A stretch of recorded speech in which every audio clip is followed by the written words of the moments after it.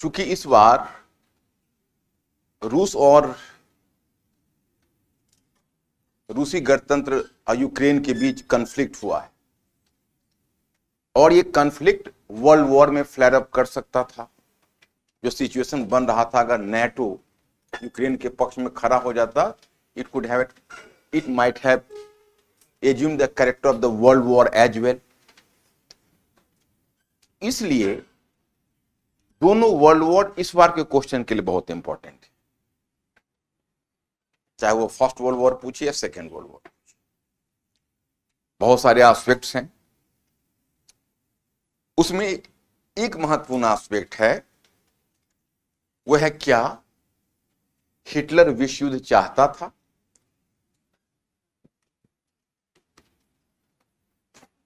क्या हिटलर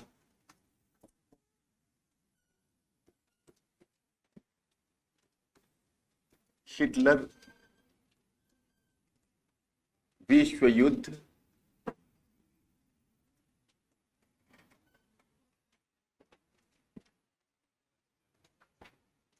क्या हिटलर विश्व युद्ध चाहता था? हिटलर विश्व युद्ध चाहता था। ये तो हमारा एक ओपन एंडेड क्वेश्चन है कि क्या हिटलर विश्व युद्ध चाहता था। लेकिन 2008 या 9 में यूपीएससी का एग्जैक्ट एक क्वेश्चन आया था। कुछ क्वेश्चन इस प्रकार से था कि हिटलर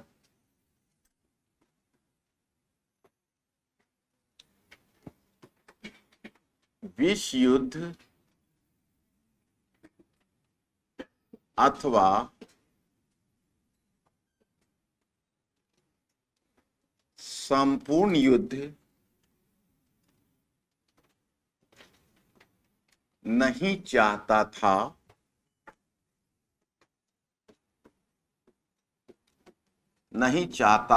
अपितु वह पोलैंड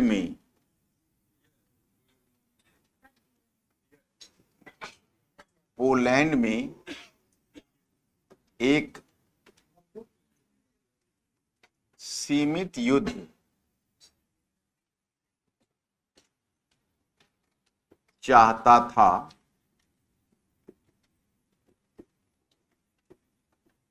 समालोचनात्मक टिप्पणी कीजिए।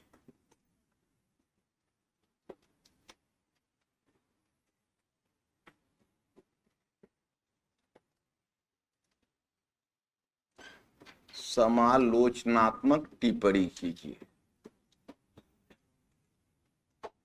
ये 2009 का क्वेश्चन है।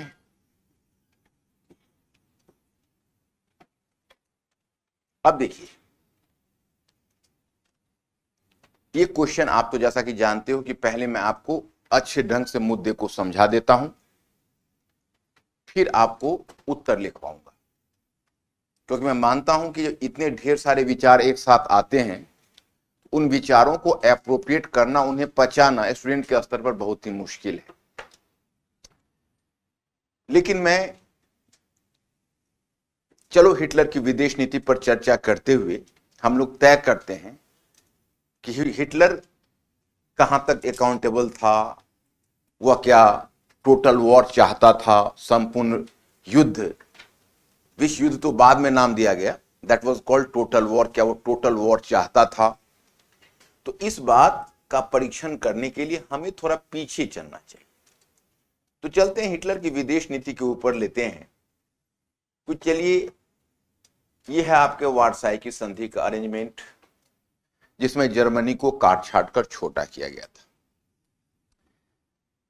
टू वर्ल्ड वॉर्स के बीच की सारी घटनाएं क्वेश्चन आंसर में आपको करवा चुका हूं। आप इस बात को जानते हो कि दो वर्ल्ड वॉर्स के बीच क्या क्या विकास हुआ। लेकिन जिस समय जर्मनी के साथ मैन हैंडलिंग हुआ था, जब उसकी सीमा छोटी कर दी गई थी, उस पर अपमानजनक संधि थोपी गई थी, उसके सैनिक उपबंध लाए गए थे जिसमें उसके सैनिकों की संख्या में नियंत्रण लगाया गया था, एयरफोर्स को बैन कर दिया गया था, पनडुब्बी रखने की अनुमति नहीं दी गई थी। तो जितनी तरह से उस पर नियंत्रण लगाए गए थे, तो हिटलर तो बहुत बाद में आता है, वो 1933 में आता है। लेकिन उससे पहले जिस समय जिसने वारसाई की संधि की थी, वो वार्साई की संधि वाइमर गणतंत्र ने की थी। तो वाइमर गणतंत्र में जो स्ट्रेसमैन की सरकार थी वही बार बार इस मांग को उठा रही थी कि संधि अन्यायपूर्ण है, the treaty is unjust, it needs revision, इसको रिवाइज करिए। ये मांग हिटलर ने नहीं उठाई थी, हिटलर से पहले स्ट्रेसमैन ने पहले ही उठा ली थी। अब हिटलर का आना हुआ, तो हिटलर के आने के बाद हिटलर इसी मुद्दे पर उसकी नाजी पार्टी को सफलता मिली कि हम वार्साई की अपमानजनक संधि से मुक्त करेंगे। मतलब उसका दावा ही था कि हम जर्मन लोगों को वार्साई की अपमानजनक संधि से मुक्त करेंगे, यह हिटलर का एजेंडा था। अब चलिए हिटलर की विदेश नीति में थोड़ा सा अतीत में जाइए कि जो हिटलर की विदेश नीति है वह किस हद तक इस एजेंडे को पूरा कर पा रही है। तो चलिए, जब 1933 में हिटलर चांसलर हुआ था, तो चांसलर बनने के बाद हिटलर के सामने सबसे बड़ी चुनौती यह थी कि हम वार्साई की संधि के प्रावधानों का उल्लंघन कैसे करें। मैंने कल के क्लास में आपको बताया था कि उसकी जो विदेश नीति है, उसकी विदेश नीति के एक से अधिक मोटिव माने जाते हैं। जैसे एक सामान्य मोटिव माना जाता है वार्साई की संधि का उल्लंघन करके जर्मनी के साथ न्याय करना, it was a common motive. उसका दूसरा मोटिव यह है, जैसा कि नाजी पार्टी कुछ उग्र सदस्यों ने कहा कि यूरोप में जितनी भी जर्मन जनसंख्या उसको मिलाकर एक बृहद जर्मनी का निर्माण करना।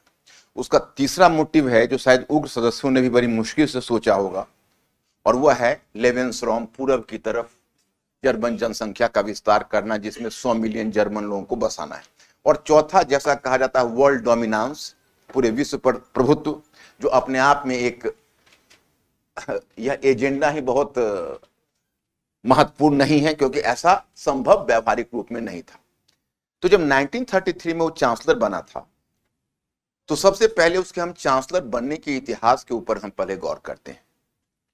तो वह जिन मुद्दों पर के आधार पर चांसलर बना था, तो कुछ तो उसको एग्रेसिव पॉलिसी अपनाना था, लेकिन शुरू में जो उसने पॉलिसी अपनाई थी उसमें बड़ी चालाकी से वन स्टेप बाय स्टेप वो आगे बढ़ रहा था।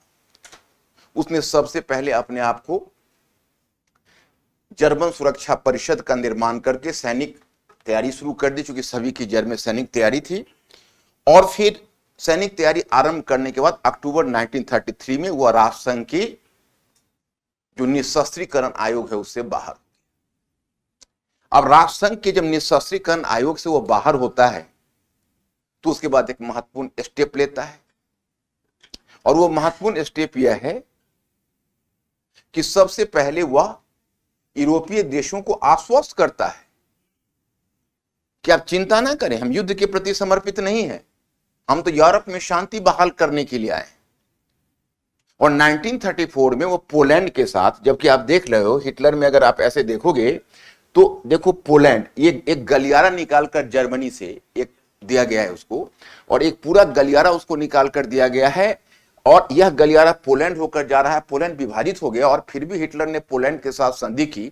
इसका सीधा सा मतलब हुआ कि हिटलर युद्ध नहीं चाहता है, वह पोलैंड पर भी आक्रमण नहीं करना चाहता है। ब्रिटेन आश्वस्त हो गया, फ्रांस आश्वस्त नहीं हुआ, लेकिन उसे लगा कि हिटलर की नीति बहुत आक्रामक नहीं है जितना में हम सोचते हैं। अब उसके अगला स्टेप उठाता है कि 1935 में उसने ब्रिटेन के साथ भी एक समझौता कर लिया, और अपनी नौसैनिक क्षमता को ब्रिटिश नौसैनिक क्षमता से मात्र 35% पर ले आया। लेकिन ये 1935 में एक और स्टेप उठाता है, वह जर्मन वायुसेना लुफ्टवाफे का गठन करता है। लुफ्टवाफे जबकि बैन था, वो एयरफोर्स का गठन नहीं कर सकता था। और मैं इतना आपको बताऊं कि इतना ही नहीं, बल्कि उसको जर्मन पनडुब्बी बनाने की भी अनुमति नहीं थी। लेकिन वो नौसैनिक क्षेत्र में अभी बहुत ज्यादा एडवेंचर नहीं कर रहा, क्योंकि वो जान रहा कि ब्रिटेन की दृष्टि अगर वक्र हो गई तो शायद आगे की योजना हमारी चल नहीं पाएगी। इसलिए वो एयरफोर्स को मजबूत बना रहा, उसकी पूरी प्लानिंग इस तरह से दिख रही। लेकिन ब्रिटेन इस बात से आश्वस्त हो गया कि जब हमारे साथ ये नौसैनिक संधि कर रहा है तो अब डाउट क्या है। समझ रहे हो मेरी बात? तो लगभग ये बात उसने विश्वास में उन्हें ले लिया। फिर 1936 में मैंने आपको बताया था कि पेरिस शांति सम्मेलन में इस मानचित्र पर देखिए, जर्मनी और फ्रांस की सीमा पर ये जो क्षेत्र आप देख रहे हो, ये क्षेत्र कौन सा क्षेत्र है? इसे बोलते हैं राइन क्षेत्र। और राइन क्षेत्र का जो 31 वर्ग मील क्षेत्र है उसको डीमिलिटराइज किया गया था, असैनिकीकरण किया गया था। वहां पर जर्मन सेना नहीं जा सकती थी। उसने मार्च 1936 में चुपके से सेना भेजी और इस बात को बड़ा ही बहुत कीनली वॉच करता रहा, ऑब्जर्व करता रहा कि मित्र राष्ट्रों का रिएक्शन क्या आता है। रिएक्शन नहीं आया, वो बहुत खुश हुआ और उसे लगा कि मेरे रास्ते में कोई बाधा नहीं। अब अगला स्टेप देखते हो कि 1938 में उसने ऑस्ट्रिया में एक फर्जी पार्टी खड़ी करके, जिसका नाम था नाजी पार्टी, जो उसी की समर्थक पार्टी थी, और उसका एक झूठा अप्रूवल लेके उसने ऑस्ट्रिया का विलय कर लिया। और ऑस्ट्रिया के विलय के बाद भी उसकी प्यास शांत नहीं हुई, तो उसने अगला दावा किया कि चेकोस्लोवाकिया का सुडेनटेनलैंड क्षेत्र में प्राप्त करूंगा। जब सुडेनटेनलैंड क्षेत्र की बात कही, तब ब्रिटिश प्रधानमंत्री चेम्बरलेन और फ्रेंच प्राइम मिनिस्टर डेलेडियर, ये दोनों काफी आशंकित हो गए। उन्हें लगा कि अरे इसकी प्यास तो बढ़ती जा रही है, अब तो अगला चरण ये पता नहीं कहां जाके रुके। लेकिन उनको ये लग रहा था कि चलो, ब्रिटेन और फ्रांस दोनों के परसेप्शन में अंतर था। सबसे दुखद बात यह थी, यूरोपीय व्यवस्था का सबसे बड़ा खतरा ब्रिटेन मुसोलिनी को समझ रहा था और फ्रांस हिटलर को। दोनों के बीच एक कॉमन समझदारी नहीं थी, दोनों के बीच सहमति नहीं थी।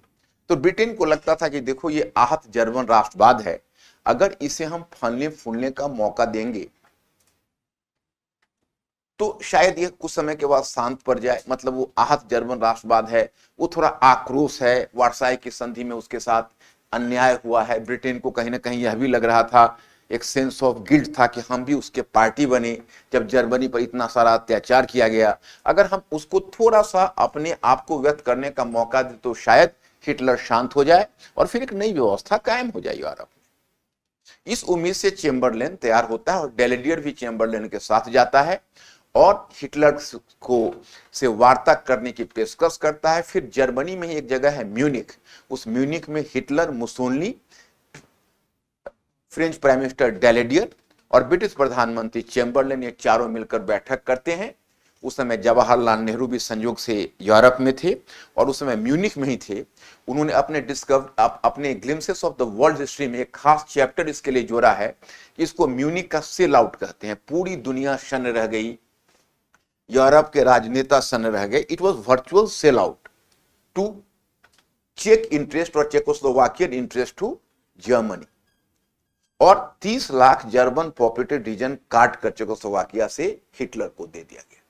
इसको तुष्टीकरण की पराकाष्ठा मानी जाती है। मैं स्टूडेंट्स, आप तो जानते हो, इतिहास हमेशा वर्तमान को रिफ्लेक्ट करता है। आज भी वर्तमान में कोई घटना होती है तो बार बार म्यूनिख के विश्वासघात की याद दिलाई जाती है। हमें याद है कि जब बराक ओबामा ने व्लादिमीर पुतिन के साथ जब ट्रीटी की थी, 2014 की बात बता रहा हूं, 2014-15 की, कि जिस समय उसने क्रीमिया छीन लिया था सोवियत रूस से, फिर भी बराक ओबामा ने जब व्लादिमीर पुतिन के साथ वार्ता की तो उसको कुछ लोगों ने कहा कि ये म्यूनिख का विश्वासघात है, और सिद्ध हो ही गया। देखो, क्रीमिया के वॉर के बाद जो रशिया के साथ सॉफ्ट नीति अपनाई गई, हालांकि उसमें तो दोनों पार्टी की गलतियां, वहां भी दोनों पार्टियों की गलतियां थी, क्योंकि ये जो नाटो का जिस तरह से अनलिमिटेड विस्तार कर रहे हैं, तो सोवियत रूसी गणतंत्र को प्रोत्साहित करने में, और जब किसी भी देश को सताओगे तो उसी तरह का स्ट्रॉन्ग मैन पैदा होगा जैसा हिटलर हुआ। इसलिए देखो, पिछली बार आप लोगों को निबंध में भी पूछा था, मतलब history repeats itself first as a tragedy then as a farce. इतिहास अपने आप को दोहराता है, पहले एक त्रासदी की तरह और दूसरी बार एक प्रहसन की तरह। तो त्रासदी की तरह और प्रहसन की तरह, ये दोनों में मतलब क्या है? मतलब पहली बार जब घटना घटती है तो हम वाकिफ नहीं होते, हम कॉन्सिक्वेंसेस हमें पता नहीं होता, हम कुछ कर जाते हैं भूलवश और फिर उसका दंड भुगतते हैं, तो त्रासदी है, वी आर क्वाइट अनअवेयर। लेकिन जब वही घटना से हम सबक नहीं लेते हैं, अगली पीढ़ी सबक नहीं लेती है और फिर वही घटना दोबारा घटित होती है, तो वो प्रहसन इसलिए है कि चूंकि हमने सबक नहीं लिया है इसलिए घटना घटी। तो जो म्यूनिख, जैसे आप समझ सकते हो कि वर्साई की संधि में जिस तरह से जर्मनी को दंडित किया गया था, तो वैसी स्थिति में एक स्ट्रॉन्ग मैन को पैदा करता है। रूस में व्लादिमीर पुतिन की बढ़ती लोकप्रियता का कारण व्लादिमीर पुतिन की नीति नहीं है, अमेरिका का विश्वासघात है। अगर यूएसए ने रूसी गणतंत्र के साथ जिस समय सोवियत रूस का विघटन हुआ और जिस तरह से बोरिस येल्त्सिन अमेरिका की तरफ सहायता के लिए याचना कर रहा था, उस समय अगर अमेरिका रूस को हेल्प कर रहा था डेमोक्रेटाइजेशन में, अगर उसको डेमोक्रेटाइजेशन में हेल्प कर रहा होता, उसके प्रजातांत्रिकरण में उसकी सहायता कर रहा होता, तो आज व्लादिमीर पुतिन पैदा नहीं। और अगर फर्स्ट वर्ल्ड वॉर के बाद वर्साई की संधि में अगर वाइमर गणतंत्र को अपमानित और कलंकित नहीं किया गया होता तो हिटलर पैदा नहीं। लेकिन पहले त्रासदी की तरह घटित हुई, अब प्रहसन की तरह। दोनों समय वर्ल्ड वॉर के लिए दुनिया आज चूंकि मैड का कॉन्सेप्ट है, मैड का मतलब था म्यूचुअली एश्योर्ड डिस्ट्रक्शन, तब नहीं था। अब दोनों के पास दुनिया के मारक हथियार, इसीलिए वॉर रुक गया। नहीं तो क्या लगता है, अगर कन्वेंशनल वॉर होता तो फिर वॉर होता। लेकिन इतने सारे न्यूक्लियर वेपन्स है कि दुनिया बहुत छोटी पड़ जाएगी, 22 बार दुनिया को डिस्ट्रक्ट किया जाएगा, इतना वेपन्स विद्यमान है। तो कौन अब वॉर करने का साहस करे? एक पार्टी को तो रुकना ही पड़ेगा। अब कौन विवेक अपनाता है? तो खैर, ये तो हम थोड़ा सा आपको डाइवर्ट करके हमने बता दिया। अब मैं आपको यह मुद्दे पर ला रहा हूं कि इतनी सारी घटनाएं आपने देखी जो 1938 में म्यूनिक की संधि, सितंबर 1938 में म्यूनिक में संतुष्ट कर दिया और चेकोस्लोवाकिया को काटकर जब दे दिया उसने जर्मनी को, और तब चेम्बरलेन यहां से लौटकर अपना देश जाता है। उस समय आप देखोगे, मैं आपको चर्चिल से भी परिचय कराऊंगा, एक चर्चिल का एक रिकॉर्डिंग दिखाऊंगा आपको। वो उसका ऐतिहासिक स्पीच जो मुझे बहुत पोएटिक लगता है, I like it too much. तो मैं आपको दिखाऊंगा और आपको बताऊंगा कि जब चर्चिल जिस समय प्राइम मिनिस्टर नहीं था, ऑपोजिशन पार्टी का लीडर था, और चेम्बरलेन जिस समय लंदन एयरपोर्ट पर उतरा था और बड़ा ही गर्व से कहा था कि मैं म्यूनिक से सम्मानपूर्ण शांति लाया हूं, तो चेम्बरलेन ने कहा, चर्चिल ने कहा कि ना तो यह शांति है और ना सम्मानपूर्ण, मतलब कहा कि we have brought honourable peace from Munich. तो चर्च रिप्लाइड कि it is neither peace nor honourable, only time will prove it. और वही हुआ। उस समय ब्रिटिश जितने भी राजनीतिक नेता थे उसमें अकेला चर्चिल एकमात्र ऐसा नेता था जो एक स्वर से कह रहा था कि देखिए, एडोल्फ को खुश करने का, एडोल्फ का उसका पूरा नाम एडोल्फ हिटलर है, एडोल्फ को खुश करने का जितना भी विचार है वह गलत विचार है। एडोल्फ को कभी संतुष्ट नहीं किया जा सकता, क्योंकि वह इतना बड़ा इंपीरियलिस्ट है कि उसके थ्रस्ट की कोई सीमा नहीं। ओके, अब इस घटना के बाद यह घटना हुई है, ट्रीटी हुई है सितंबर 1938 में, और मार्च 1939 में हिटलर आगे बढ़ता है, चेकोस्लोवाकिया में मोराविया को मिला लेता है, और जो स्लोविया जो बचा हुआ रीजन है स्लोवाकिया, उसको अधीनस्थ राज्य बना लेता है। Virtually Czechoslovakia was digested by Germany. जब पूरी चेकोस्लोवाकिया के साथ ऐसा कर डालता है, तब जाकर चेम्बरलेन की भी आंखें खुलती है, फ्रेंच प्राइम मिनिस्टर भी बहुत ज्यादा गंभीर हो जाता है, और तब हो गया तय कि नहीं, यह आहत जर्मन राष्ट्रवाद नहीं है, जर्मन साम्राज्यवाद है। और तभी ब्रिटेन और फ्रांस ने कहा कि अब उसका अगला निशाना 2 कंट्री हो सकता है, रोमानिया और पोलैंड। तो उसने पोलैंड और रोमानिया के साथ, ब्रिटेन ने पोलैंड और रोमानिया को सुरक्षा की गारंटी दी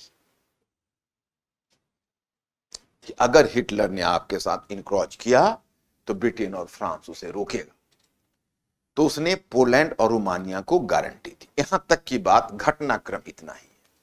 लेकिन आप तो जानते हो माय स्टूडेंट्स, जो सोशल साइंस या मानवीय के विषय में उसमें घटनाक्रम अलग होता है और एनालिसिस उसका थोड़ा अलग होता है। मतलब कि प्रत्येक चीज का देखने का नजरिया, पर्सपेक्टिव अलग होता है। तो जो एक सामान्य हिस्टोरियंस की धारणा है, वो कहते हैं कि हिटलर टोटल वॉर के लिए संकल्पित था।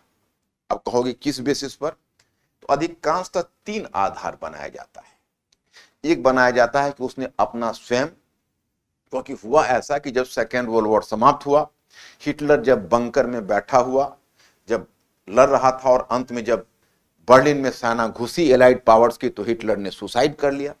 तो हिटलर के डेथ के बाद जर्मनी ने समर्पण किया। जब तक हिटलर जीवित रहा तब तक हिटलर का ऐसा जर्मनी में होल्ड था कि किसी भी क्षेत्र में उसके अगेंस्ट में विद्रोह नहीं हुआ। और जब हिटलर सुसाइड करता है और जर्मनी सरेंडर करता है, तब वहां पर होता है न्यूरेमबर्ग ट्रायल, उसको न्यूरेमबर्ग जजमेंट कहते हैं। न्यूरेमबर्ग एक जगह है जर्मनी में जहां पर फिर कुछ जजेज बैठते हैं और इस बात की खोजबीन होती है, उस पर डॉक्यूमेंट्स लिखे जाते हैं और इस बात की इंक्वायरी होती है कि who was accountable behind this war. उसको कहते हैं न्यूरेमबर्ग जजमेंट। तो न्यूरेमबर्ग जजमेंट ने कहा कि हिटलर्स वॉर था।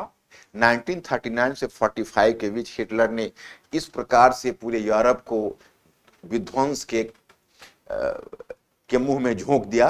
और it was basically Hitler's war and Hitler was, you can say, totally accountable for this. तो यही जजमेंट हुआ। अब इस जजमेंट का आधार क्या बनाया गया? तो इसका एक आधार बना, उसको कहते हैं है हिटलर के द्वारा लिखा हुआ जो उसकी ऑटोबायोग्राफी थी, आप लोगों ने नाम सुना होगा, मैन काम्फ, मेरा संघर्ष। उसके ने एक दूसरी बुक भी लिखी थी, possibly you people are not familiar with, वो बुक का नाम है सीक्रेट बुक। तो एक हुआ मैन काम्फ, एक दूसरा हुआ उसका सीक्रेट बुक, और तीसरा कहते हैं हॉसबाक मेमोरेंडम। अब वो हॉसबाक मेमोरेंडम क्या है? तो हॉसबाक को इंडिपेंडेंट, कोई फ्रेडरिक हॉसबाक करके कोई एक सैनिक जनरल है, उसने पूरे मामले की तहकीकात की और मामले की तहकीकात करके नवंबर 1937 में उसने निकाला कि नवंबर 1937 में हिटलर ने अपने जितने भी सैनिक जनरल है उसकी बैठक बुलाकर कहा था कि हम लेवेंस्ट्रॉम की नीति का मतलब पूरब की तरफ विस्तार की नीति को अपनाएंगे, पूर्वी यूरोप को जीतेंगे, और पूरा प्लान रखा कि हम कैसे ऑस्ट्रिया को जीतेंगे, कैसे पोलैंड पर हमला करेंगे, कैसे हम पूरब की तरफ विस्तार करेंगे, यूराल पर्वत तक जाएंगे। So he was having the complete plan, Hossbach paper कहता है। तो मेमोरेंडम, तो इसके बेसिस पर यह निकलता है कि हिटलर का वॉर था, हिटलर ही इसके लिए अकाउंटेबल है। बहुत सारे हिस्टोरियंस भी है, जैसे आरजे स्टॉनबेग एक हिस्टोरियन है, उन्होंने भी इस बात की पुष्टि की है। एक एच ट्रेवर है, उन्होंने कहा कि हाँ ये हिटलर्स वॉर है, हिटलर ऐसा चाहता था। तो बहुत सारे स्कॉलर्स हैं जो इस बात की पुष्टि करते रहे, इसमें कोई डाउट नहीं रहा कि हिटलर्स वॉर है। लेकिन हमें याद है origin of the second world war, हालांकि वो बुक बहुत क्लासिकल बुक है, जैसे डेविड थॉमसन की बुक यूरोपियन हिस्ट्री पर क्लासिकल बुक है, उसी तरह ये बुक है एपीजे टेलर। अब एपीजे टेलर का ये स्टेटमेंट जो तुम देख रहे हो, जो मैंने अभी आपको जो मैंने क्वेश्चन लिखा था, आपको ध्यान होगा, यही क्वेश्चन है ना, इसमें समालोचनात्मक टिप्पणी कीजिए जो केवल लिखा हुआ है। ये क्वेश्चन एक तरह से अधूरा है। इस क्वेश्चन को अगर मैं पूरा करता हूं तो देखिए, ये क्वेश्चन, इसमें एक कोटेशन के साथ नाम दिया है। आप लोगों ने देखा होगा अपने मैटर में, एजेपी टेलर, एजेपी टेलर।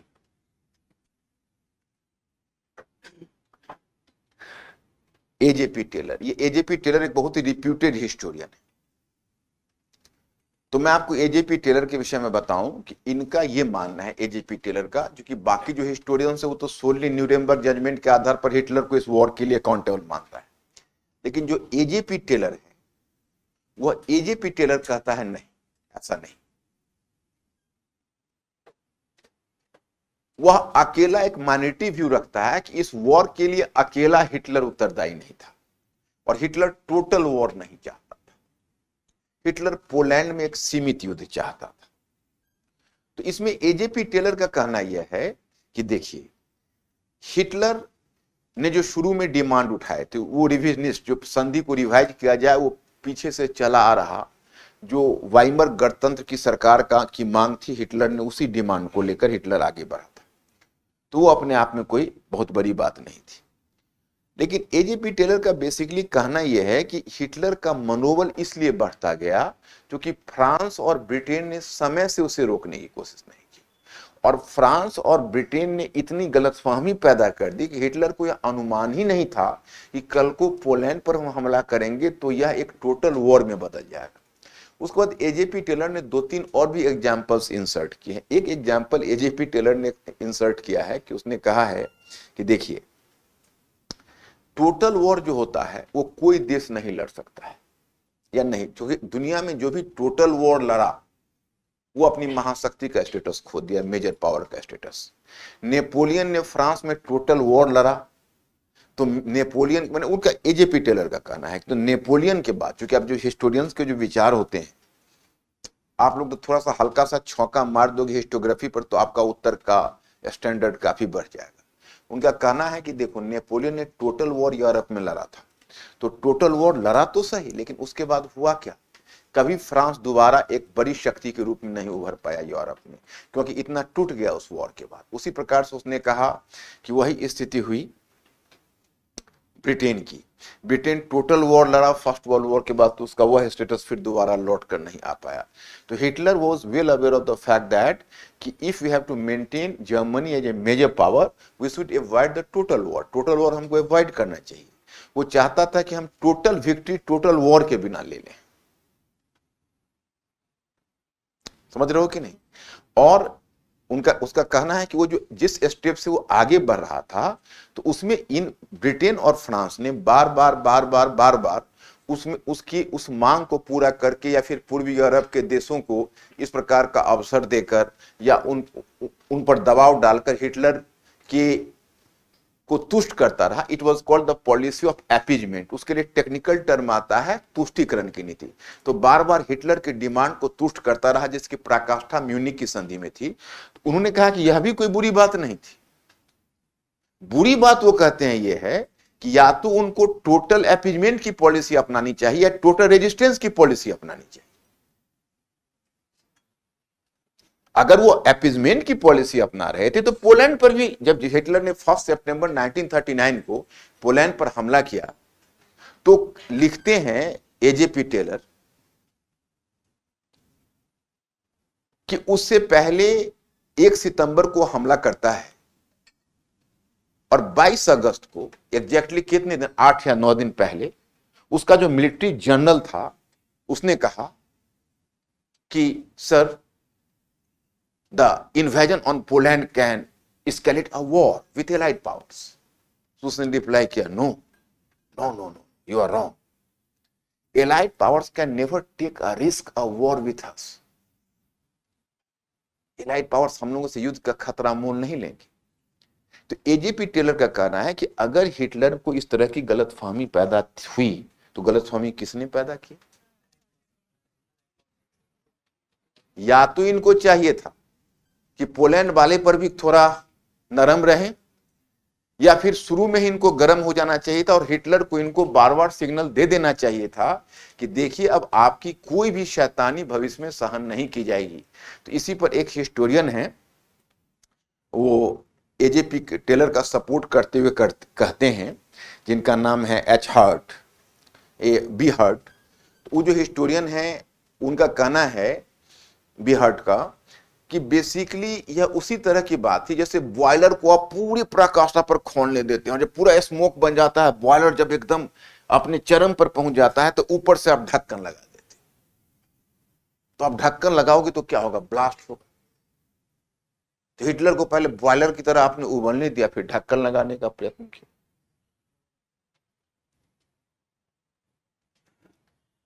तो ये तो हुई भाई, मैंने बहुत आइडियाज एक साथ आपको दे दी, और मुझे इस तरह से विचारों को अव्यवस्थित छोड़ देना, ये मेरी प्रकृति में शामिल।